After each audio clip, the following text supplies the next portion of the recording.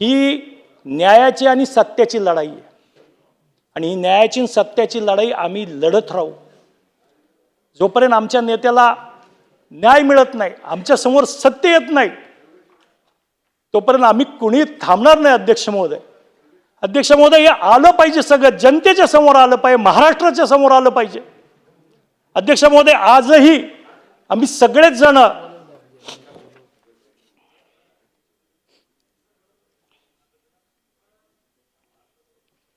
या प्रतीक्षेत आहोत, या महाराष्ट्राच्या मनातल्या प्रश्नांना उत्तर मिळतील आणि आमच्या दादांना न्याय मिळेल. धन्यवाद. अध्यक्ष महोदय, खरं तर 293चे अनेक प्रस्ताव आज एकत्र झालेत.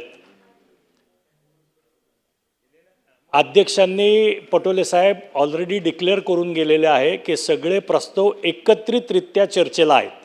आता जे तालिकेवर अध्यक्ष आहेत ते जोपर्यंत वेगळा निर्णय देत नाही तोपर्यंत माझ्यासारखा माणूस तरी असं समजून चालेल की तिथून चेअरनी जे सांगितलंय ते खरं आहे. अध्यक्ष महोदय, जलसंपदा विभागाचा विषय आहे. आजचीच घटना माझ्या मतदारसंघात घडलेली. मगरपट्ट्याच्या मागच्या बाजूला जलसंपदाचा कॅनॉल फुटलेला आहे आणि संपूर्ण मगरपट्टा परिसराला तलावाचं स्वरूप आलेलं आहे. अधिकारी त्यांच्या परीनं त्या ठिकाणी प्रयत्न करतायत, बुजवायचा प्रयत्न चालू आहे, पण अनेकांच्या घरामध्ये पाणी घुसलं आहे. गेल्या 8 दिवसात ही घडलेली माझ्या मतदारसंघातली दुसरी घटना आहे. त्याच्यामुळे माझी आपल्यामार्फत विनंती आहे की हे सगळे ज्यांच्या घरामध्ये पाणी घुसलं आहे त्यांचे पंचनामे होत. का तो कॅनल फुटला आणि एवढं करोडो लिटर पाणी वाया गेलं. एका बाजूला आपण असं सांगतोय की पुढच्या काळामध्ये पावसाचं प्रमाण हे महाराष्ट्रामध्ये कमी राहील, आपल्याला पाणी वाचवलं पाहिजे. दुसऱ्या बाजूला असा हलगर्जीपणामुळं जर करोडो लिटर पाणी वाया जाणार असेल तर अध्यक्ष महोदय, याच्याकडं लक्ष देण्याची गरज आहे. मी आपल्यामार्फत शासनाला मागणी करतो की या सगळ्याची पाहणी करावी, चौकशी व्हावी. अधिकाऱ्यांचा याच्यामध्ये काही दोष नाही आहे, ते बिचारे तिथं काम करतायत, पण ज्या नागरिकांना याच्यामुळं त्रास झाला आहे त्यांना भरघोस अशी मदत त्या ठिकाणी शासनाने केली पाहिजे, अशी माझी आग्रही मागणी आहे. अध्यक्ष महोदय, 28 जानेवारी 2026 हा या महाराष्ट्राच्या इतिहासातला अतिशय काळाकुट्ट दिवस, जो महाराष्ट्र कधीच त्यांच्या आयुष्यात ही 14 कोटी जनता विसरू शकणार नाही अशी तारीख म्हणजे 28 जानेवारी. त्या दिवशी या महाराष्ट्राच्या राजकारणातील अतिशय दैदिप्यमान असा तारा या क्षितिजावरून निखळला आणि आपल्यातून आपल्या सर्वांचे लाडके दादा, महाराष्ट्राचे दादा आपल्याला सोडून गेले. हे दुःख महाराष्ट्रातल्या 14 कोटी जनतेला आहे. उभा महाराष्ट्र हळहळला. आजपर्यंत महाराष्ट्राच्या इतिहासामध्ये अगदी ज्या माणसाला स्वतःचं घर नाही, ज्याच्याकडं कुठली साधन सामुग्री नाही, त्यांनी पेपरमधला दादांचा फोटो त्या ठिकाणी अडकून श्रद्धांजली वाहताना आपण सर्व महाराष्ट्राने पाहिलंय. पण अशा वेळी आमच्या सगळ्यांच्या मनात, मी एकटा बोलतो इथं आमदार म्हणून, पण इथं राष्ट्रवादीचे बसलेले सगळे आमदार जेवढे आहेत त्यांचंही आणि महाराष्ट्रातल्या 14 कोटी जनतेच्या मनामध्ये काही प्रश्न आहेत. आम्ही सर्वांनी आमच्या नेता सुनेत्रा वहिनी पवार यांच्या नेतृत्वाखाली मुख्यमंत्री साहेबांना निवेदन दिलं, चौकशी करायची मागणी केली. सरकार, मुख्यमंत्री साहेब त्याच्याबद्दल अतिशय समक्षपणे आणि समर्थपणे ती सगळी चौकशी करतील याबद्दल आमच्या मनात पूर्ण खात्री आहे. त्यानंतर आम्ही सगळ्या आमदारांनी एक निवेदन केलं, ते सन्माननीय मुख्यमंत्री महोदयांना दिलं. मुख्यमंत्री महोदयांनी ते स्वीकारलं आणि आम्हाला आश्वासित केलं की या संदर्भातली सखोल अशी चौकशी करून जे जे काही असेल ते समोर आणलं जाईल. पण महाराष्ट्रातल्या 14 कोटी महाराष्ट्रांच्या लोकांच्या मनामध्ये जे प्रश्न आहेत ते विचारले गेले पाहिजेत ना, त्याला वाचा फुटली पाहिजे. आणि म्हणून अध्यक्ष महोदय, मला असं विचारायचं आहे की हे सगळं होत असताना आम्ही सगळ्यांनीच ऐकलं की याच्यामध्ये ज्या गोष्टी होत्या त्याच्यामध्ये हा अपघात का घडला तर वारंवार सांगितलं जाते, अनेक अहवाल आले, त्याच्यात सांगितलं आले की दृश्यमानता कमी होती, व्हिजिबिलिटी नव्हती.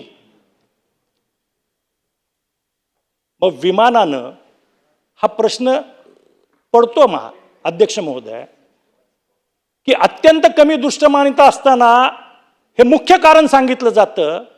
मग अशा वेळी लँडिंग करायचा प्रयत्न का केला गेला? एक महाराष्ट्राचा नेता, उपमुख्यमंत्री त्या विमानात बसलेला आहे.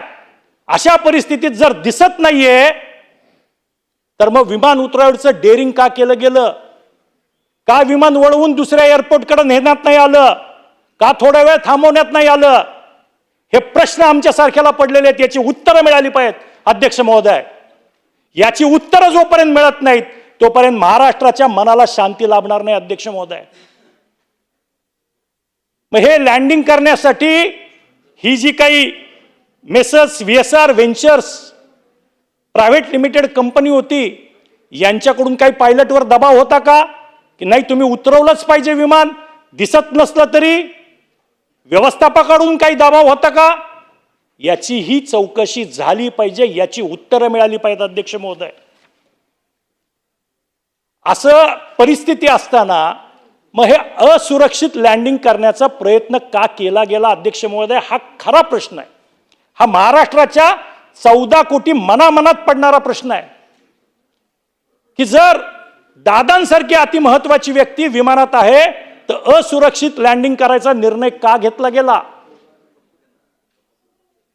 विमानानं बारामतीचं जर दिसत नव्हतं, लँडिंगला सुरक्षितता वाटत नव्हती, तर मग दुसऱ्या विमानतळाकडे का नाही विमान उतरवलं, वळवलं का नाही? या प्रश्नाचं उत्तर महाराष्ट्राला मिळालं पाहिजे अध्यक्ष महोदय. दुसरीकडे वळायच्या ऐवजी लँडिंगचा धोका का पत्करला गेला? असा काय दबाव होता? कारण तिथून पुणे तर 15-20 मिनिटावर परत फिरले असते तर 15-20 मिनिटाला आले असते. पुण्यामध्ये बाकीची लँडिंग सॅफ होत होती.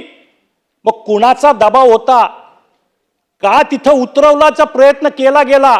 का जबरदस्तीने लँडिंग करायचा प्रयत्न केला गेला? हे समजलंच पाहिजे अध्यक्ष महोदय. अध्यक्ष महोदय, सांगितलं काय जातं की बाबा विमानाची ह्या अपघाताची मालिकेच्या बाबतीत काय सांगतं की विमानाचा अप्रोच जो होता तो एका दिशेने होता. विमान रनवेच्या पासून विचलित झालं. काही लँडिंग होताना झाडाला किंवा इतर कशाला धडकलं गेलं. रनवेच्या डाव्या बाजूला ते गेलं, त्याच्यानंतर ते बाजूला कोसळलं आणि त्यानंतर विमानामध्ये आग लागली. ह्या सगळ्या गोष्टी सांगितल्या जातात, अनेक सगळ्यांनी ऐकल्यात, संपूर्ण महाराष्ट्राने देशाने हे सगळं पेपरमध्ये TV चॅनलवरती सातत्याने ऐकलं. याच्यावर अनेक दिवस चर्चा झाली.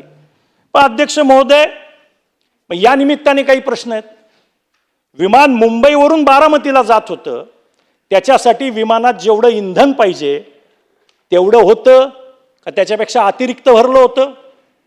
मग अतिरिक्त इंधन जर भरलं असेल तर विमान डायव्हर्ट का नाही केलं?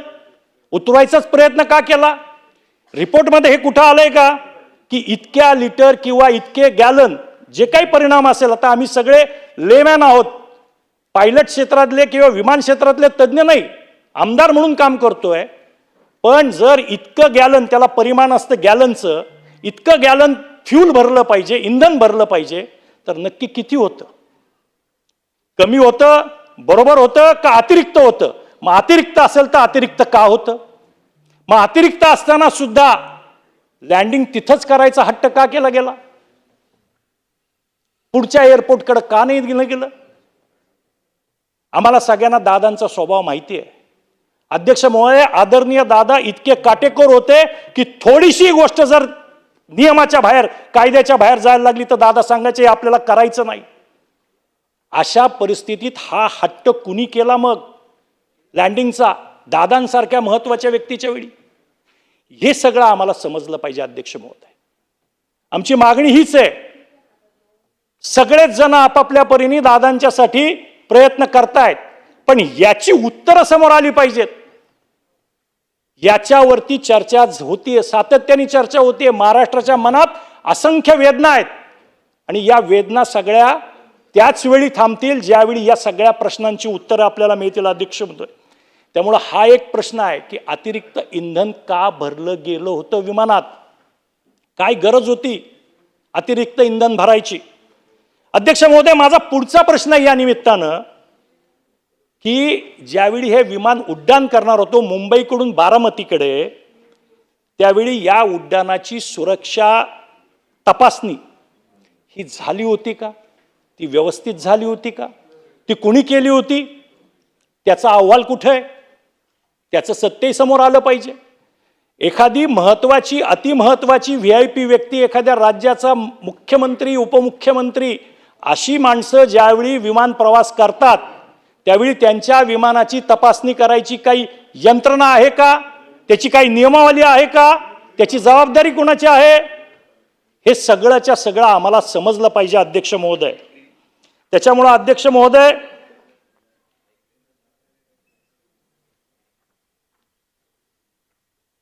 कुठलंही विमान ज्यावेळी उड्डाण करतं त्यावेळी त्या विमानाला उड्डाणासाठी पात्र ठरवणारी जी काही एक AME एअरक्राफ्ट मेंटेनन्स इंजिनियर हे असतात, या उड्डाणाला पात्र ठरवणारा AME कोण होता, त्याचं नाव काय,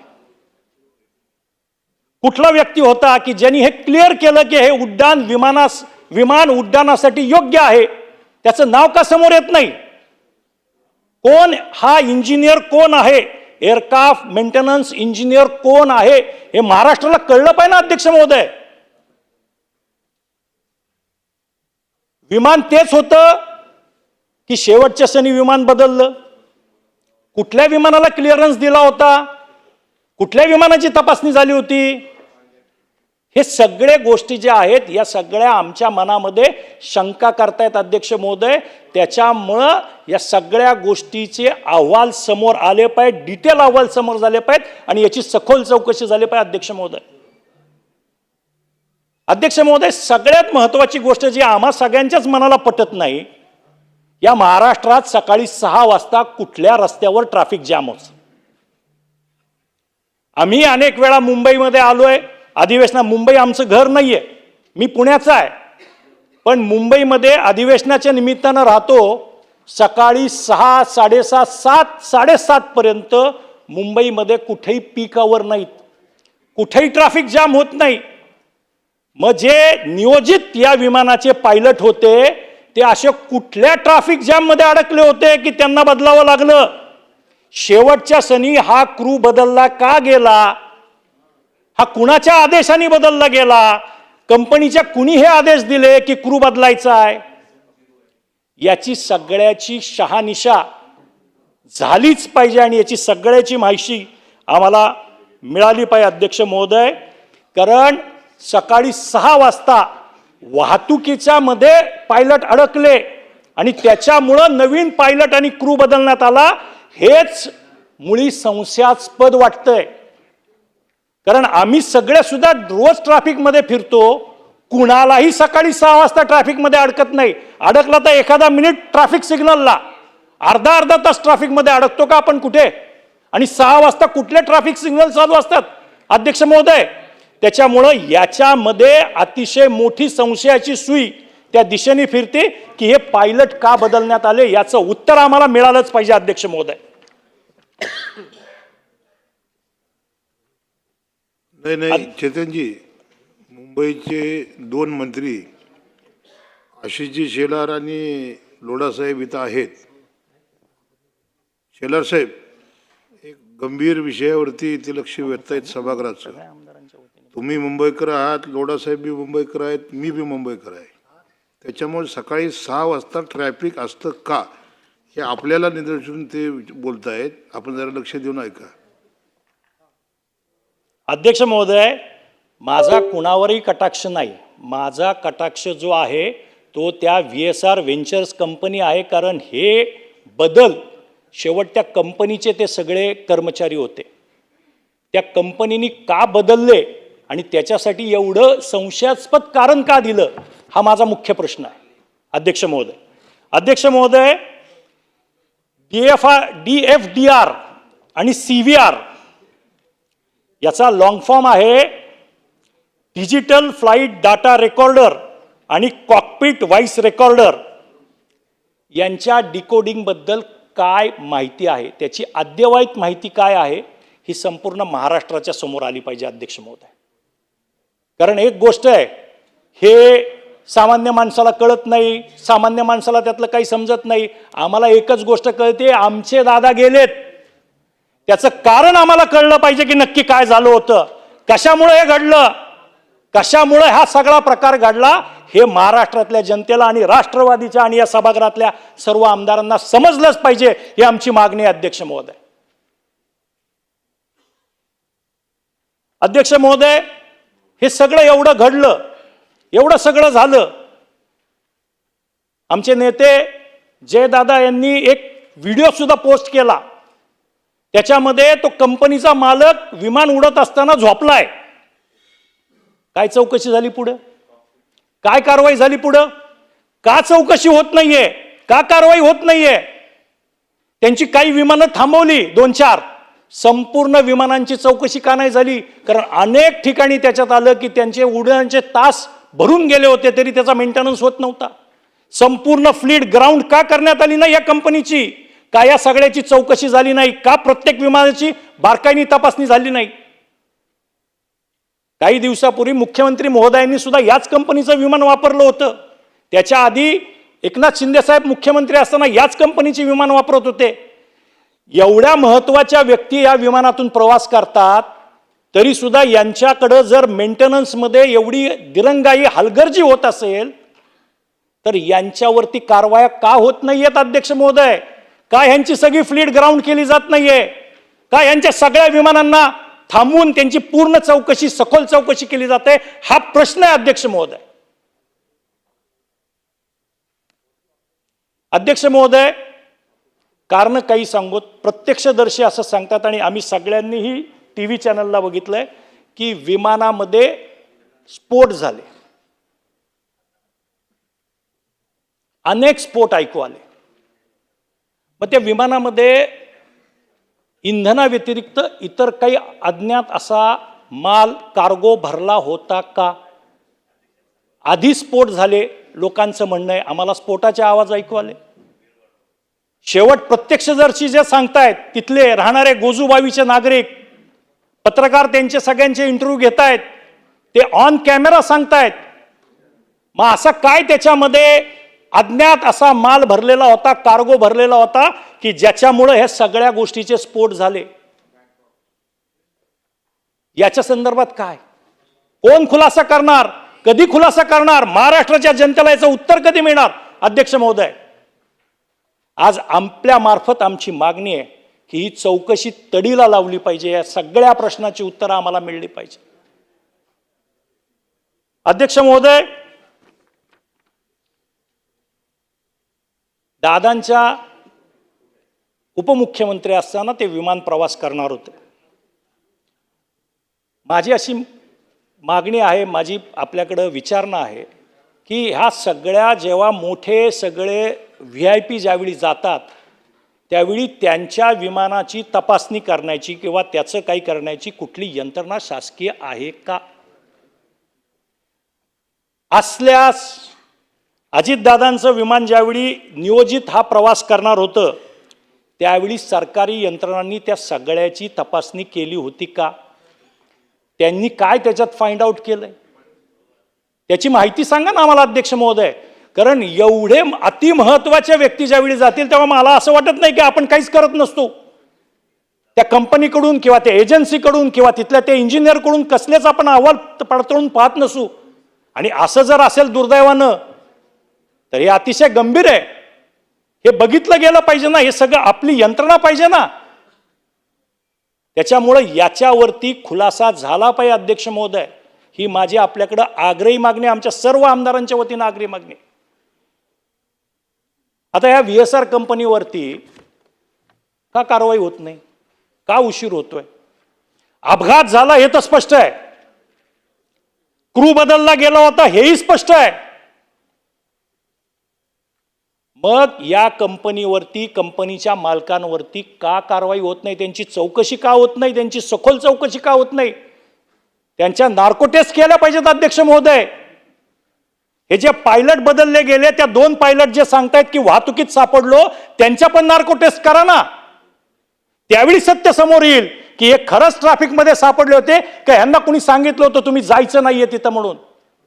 त्यामुळे अध्यक्ष महोदय, या सगळ्या गोष्टी ज्या आहेत, या गोष्टींवरती प्रकाश पडला पाहिजे. ही माझी आपल्याला 14 कोटी महाराष्ट्रातल्या जनतेच्या वतीनं आज आग्रही मागणी आहे अध्यक्ष महोदय आपल्याकडे. अध्यक्ष महोदय, याच्यामध्ये अनेक बाबी आहेत. माझ्याकडे आता एवढ्या बाबी आहेत की बोलायला लागलो तर 4 तास सुद्धा पुरणार नाहीत अध्यक्ष महोदय. अध्यक्ष महोदय, आमचा स्पष्ट त्याच्यातून एक आहे की या विमान कंपनीने सुरक्षा मानांकनाकडे दुर्लक्ष केलंच होतं. हे आमचा स्पष्ट आरोप आहे. या कंपनीची विमानं खराब असताना सुद्धा ही कंपनी सेवा देत होती.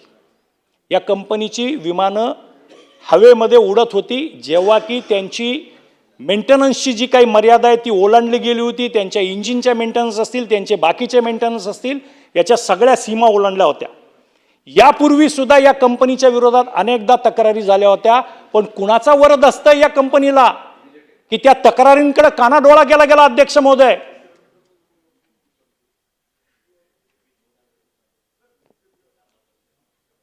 एव्हिएशन सर्टिफिकेट असतं की तुमचं विमान फिट आहे, वैध आहे की नाही याच्या संदर्भातलं. अध्यक्ष महोदय, हे ज्या अपघात झाला ज्या विमानाचा, अपघाताच्या वेळी ह्याचं सर्टिफिकेट वैध आहे की नाही याची स्पष्टता सुद्धा नाही अध्यक्ष महोदय.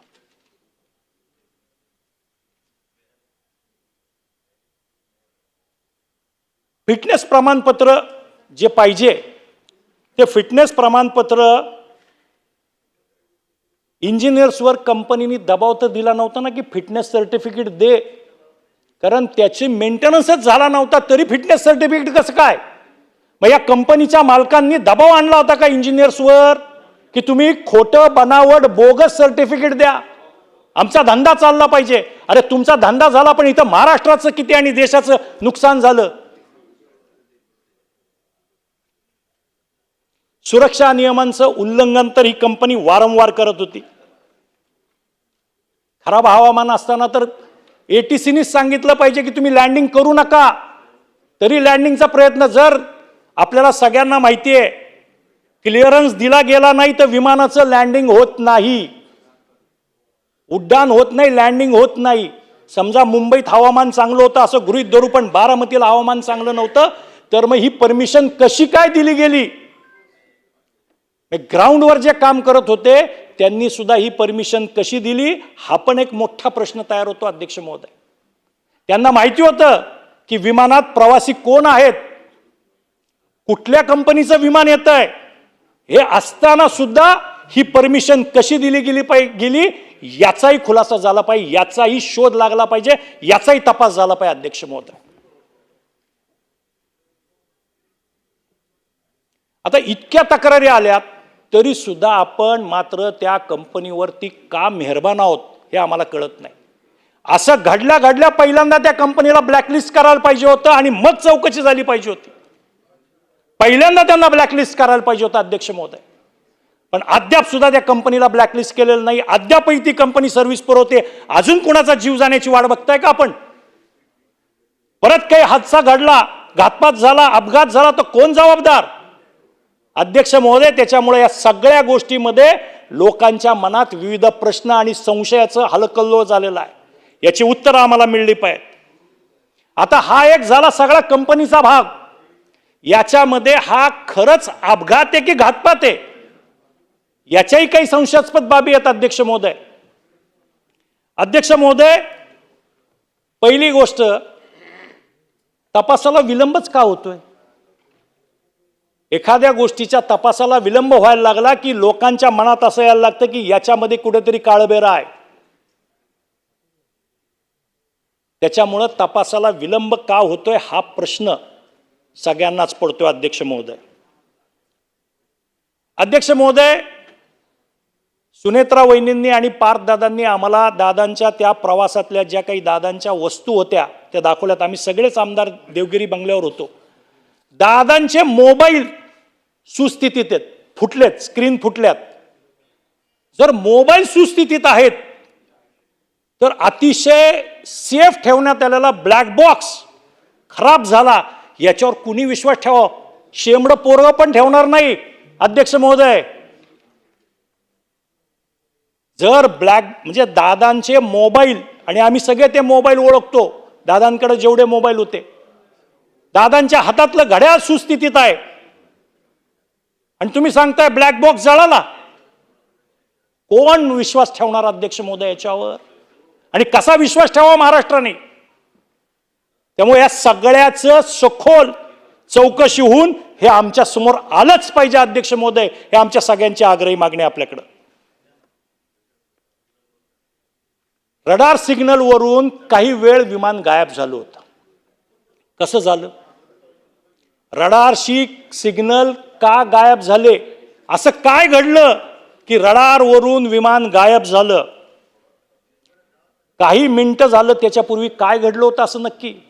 मग हे गायब होण्यासाठी कुणी त्याचे काही सिग्नल बंद केले, जाम केले,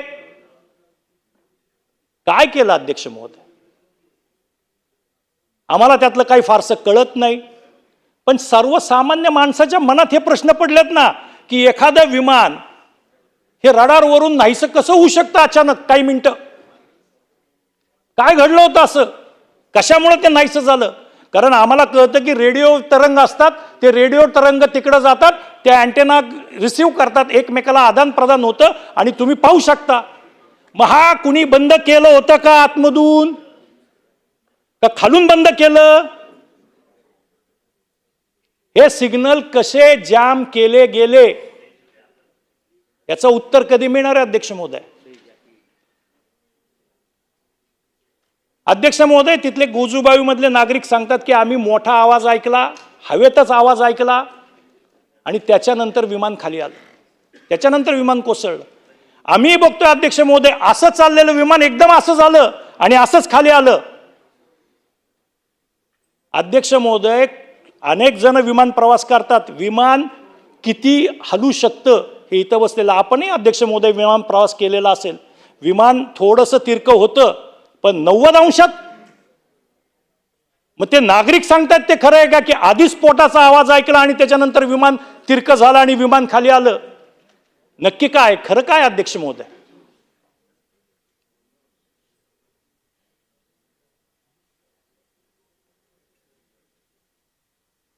त्यामुळं अध्यक्ष महोदय, तिथं प्रत्यक्षदर्शी जे आहेत, साक्षीदार जे आहेत आणि आत्ता जे समोर येते त्याच्यामध्ये तफावत आहे. त्यांच्या जबाबात आणि याच्यात सगळ्यात तफावत येते. ही तफावत काय येते? आपल्या तपास यंत्रणा वेगळं सांगतायत, प्रत्यक्षदर्शी वेगळं सांगतायत, नागरिक वेगळं सांगतायत, एअरपोर्टच्या शेजारी राहणारे वेगळे सांगतायत. या सगळ्या गोष्टी वेगवेगळ्या प्रकारे समोर येत आहेत आणि त्याच्यामुळे संशयाचं धुकं अधिक दाट होत चाललेलं. असं वाटतंय महाराष्ट्रातल्या जनतेला की कुठंतरी हलगर्जीपणा होतोय. तो प्रशासनाचा होतोय, पोलिसांचा होतोय, सगळ्यांचाच होतोय, अशी एक शंका आज महाराष्ट्राच्या मनामध्ये घर करू लागलेली आहे. आणि त्याच्यामुळे याचा तपास लवकर व्हावा, विलंब होऊ नये आणि जे सत्य आहे ते समोर आलं पाहिजे. जोपर्यंत आम्हाला आमच्या नेत्याच्या या अपघाताचं सत्य कळणार नाही तोपर्यंत आम्ही शांत बसणार नाही अध्यक्ष महोदय.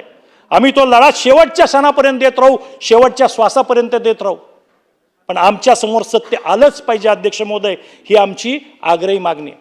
खरं तर आम्ही मुख्यमंत्री महोदयांकडे याचा CBI कडून तपास व्हावा याची मागणी पूर्वच केलेली आहे.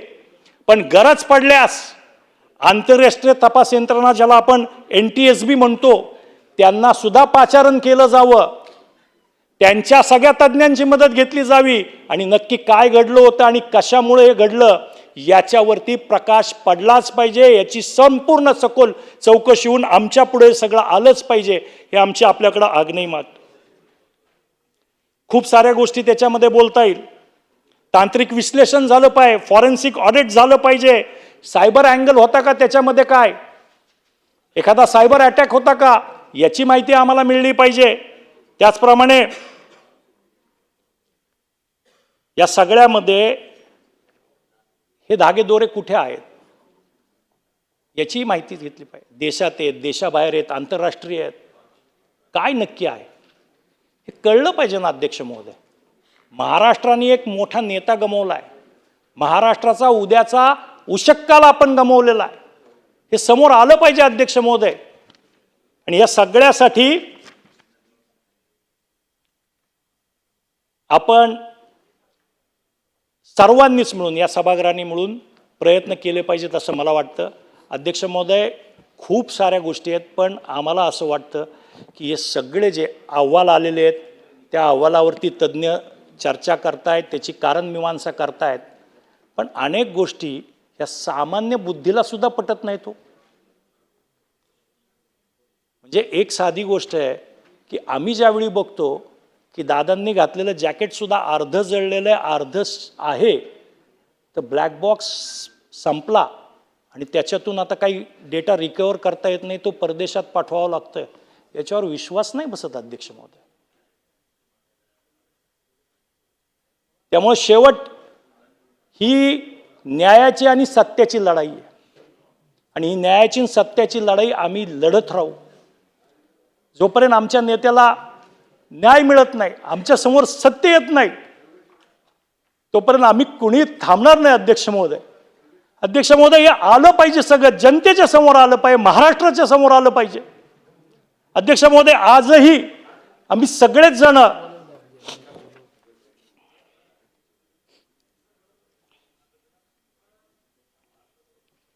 या प्रतीक्षेत आहोत की या महाराष्ट्राच्या मनातल्या प्रश्नांना उत्तरं मिळतील आणि आमच्या दादांना न्याय मिळेल. धन्यवाद. सन्माननीय सर्व सभागृहामध्ये उपस्थित सदस्य, मंत्रिमंडळातील आपले मंत्री महोदय इथं उपस्थित आहेत. या सभागृहामध्ये चारही प्रस्ताव एकत्र करून चर्चा होत असताना चेतन तुपे यांनी फक्त एकाच विषयावरती, आणि ते म्हणजे या राज्याचे उपमुख्यमंत्री अजितदादा पवार साहेब त्यांच्याबद्दल जी काय घटना घडली त्याचं विस्तृत विवेचन या सभागृहामध्ये केलं.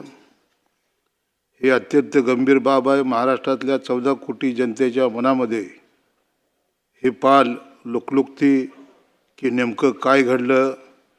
विविध तपास यंत्रणा आपल्या आपल्या पद्धतीने तपास करतायत, परंतु शेलार साहेब असतील, सरनाईक साहेब असतील, लोढा साहेब असतील व सभागृहातले आमचे आदित्य साहेब असतील, प्रभू साहेब असतील, माझ्यासारख्या मनामध्ये सुद्धा आणि तुमच्या मनामध्ये सुद्धा हा प्रश्न येतो की सकाळी 6 वाजता ट्रॅफिक हे नसतं, कारण आपण सगळे मुंबईकर आहोत. आणि त्याच्यामुळे याची सखोल चौकशी ही झाली पाहिजे. ते ड्रायव्हरचं म्हणणं की ते ट्रॅफिकमध्ये फसले होते, ते जिथं राहतात तिथून एअरपोर्टला जाणारा रस्ता कुठला होता, त्या दिवशी त्या रस्त्याला ट्रॅफिक होतं का, याची चौकशी झाली पाहिजे. आणि म्हणून मी सरकारला या संदर्भामध्ये सूचना करतो की हे जे ट्रॅफिकचा जो विषय आहे त्याचा गोंधळ या चौकशीमध्ये आला पाहिजे. एबीपी माझा, उघडा डोळे बघा नीट.